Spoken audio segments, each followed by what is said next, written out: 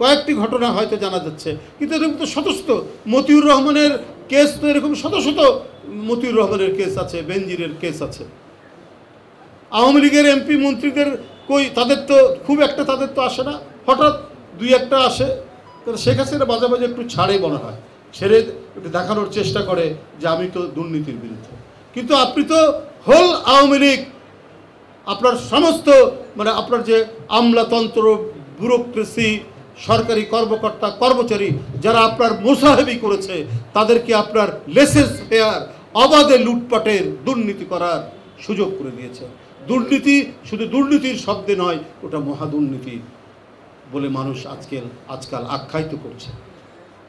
এখন কি বলে যে হাত পাততে যাচ্ছেন চীনে, বিভিন্ন জায়গায় তিনি ইয়ে করছেন, মানে ভিক্ষা চাইতে যাচ্ছেন বিভিন্ন দেশে। তিনি বলছেন মানে সরকারের একজন মন্ত্রী ওবায়দুল কাদের সাহেব সারাক্ষণ শেখ হাসিনার গুণগান গান। ওবায়দুল কাদের সাহেব বলছেন যে চীনের সাথে আমাদের উন্নয়নের অংশীদার, আর ভারতের সাথে আমাদের রাজনৈতিক বন্ধু। ভারতের রাজনৈতিক বন্ধু তো আপনাদের এটা হতেই পারে, এটা স্বাভাবিক ব্যাপার। আমি মেলে না, ভারত অভ্যন্তরীণভাবে গণতান্ত্রিক দেশ, এটা নিঃসন্দেহে বলা যেতে পারে। স্বাধীনতার পর থেকে ওদের গণতন্ত্রের চর্চার কখনো কোনো ঘাটতি হয়নি। তাহলে রাজনৈতিক বন্ধু হলো কি করে?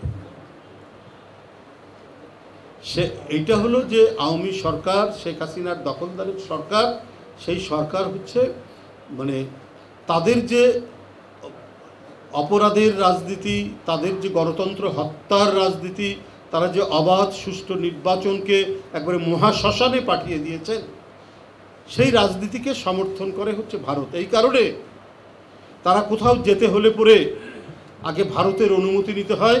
ভারত যেন এখন আওয়ামী লীগের এনার্জি ড্রিঙ্ক, ভারত এখন আওয়ামী লীগের এনার্জি ড্রিঙ্ক হিসাবে কাজ করছে। কারণ তাদের সার্টিফিকেট থাকলেই তারা এখন সব কিছু করতে পারে, আর ওদের সার্টিফিকেট না থাকলে শেখ হাসিনা এক পাও যেতে পারেন না, এক ধাপ দিতে পারেন না। বন্ধুরা আমার, এই যে পরিস্থিতি, এই পরিস্থিতি চলতে পারে না। গোটা জাতিকে বন্দি করে দেশের মানুষের সম্পদ লুট করার সুযোগ দিয়ে আপনি প্রধানমন্ত্রী থাকবেন, আর মানুষ চেয়ে চেয়ে দেখবে। এদেশের দীর্ঘ ইতিহাস তো তা বলে না। এদেশের দীর্ঘ ইতিহাস যেমন সংগ্রামের ইতিহাস, স্বাধীনতার ইতিহাস, সেই ইতিহাসে বারবার আগ্রাসীদের বিরুদ্ধে লড়াইয়ের যে গৌরবোজ্জ্বল ইতিহাস, সেই ইতিহাস শেখ হাসিনা আপনি ম্লান করবেন কি করে? সেটা ম্লান হয়নি।